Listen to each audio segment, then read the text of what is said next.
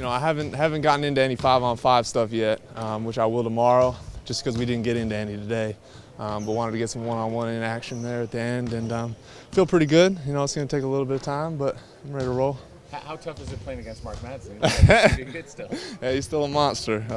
There aren't many dudes that have a base like that guy, so that's a good test to work on. How anxious are you to get back out there, Ryan, and help these guys? I've been itching. Yeah. The itch has been there for a while now, and I'm excited. I haven't gotten a chance to play yet, so with these guys, with this group, it's an exciting time for me. What's your take on the lack of three-point attempts and makes the last two games?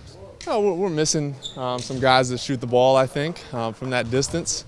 We're still figuring out our offense, figuring out the spacing of it. It's going to take some time. Once some guys get back, we'll be knocking them down. How's the conditioning? Were you able to put in extra work?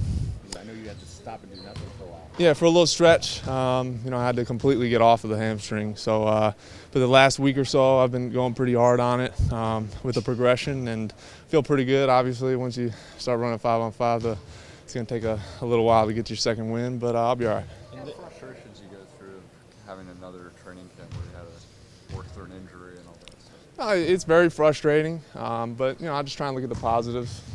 There are worse times to be out in some ways. If you're making a playoff run and you pull your hamstring, that's about the worst feeling you can possibly have. So, obviously want to be out there with the guys and be continuing to learn the offense, but there are worse times. Ryan, in this offense, how much do you see the three ball being part of your game? Because there's so much last year. Yeah, I think for me, a lot of the threes I'm going to see are coming on roll replaces, coming from the bottom and back up. And then when we get into those pick and roll type situations, then I'll be spacing. With the set offenses, I'm not necessarily going to be out as far.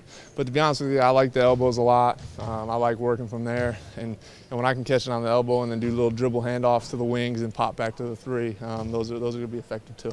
After watching full games from the sidelines, where do you see yourself now best fitting in and being able to contribute? I think we've seen, where we've struggled a little bit offensively is with that spacing. I think that's something I can certainly bring to us, and it can help us be more effective offensively. Byron's been pretty honest about the effort and defense and where you guys need to improve. How's the vibe been in here and in the effort level, in your opinion? I think guys are working. They're continuing to learn. I think sometimes with new offenses you get to overthinking, and when you overthink on the offensive end and things don't go quite the way you want it to, it starts to affect the defensive end. And you have to overcome that, and that's something we certainly have to learn to do, because you're going to have days when you don't perform well offensively, and you still have to be solid defensively. What is the biggest challenge defensively that you've seen? Is it the lack of maybe size? Is it guard penetration? Is it everything? It's a little bit of everything right now. I think Coach said it. We got to pick up the effort level, and we got to learn each other. I think we've been experimenting with lineups a little bit, and with injuries, guys have been going in and out. So you don't know exactly what to expect when somebody's going to be somewhere, and that's just going to take time.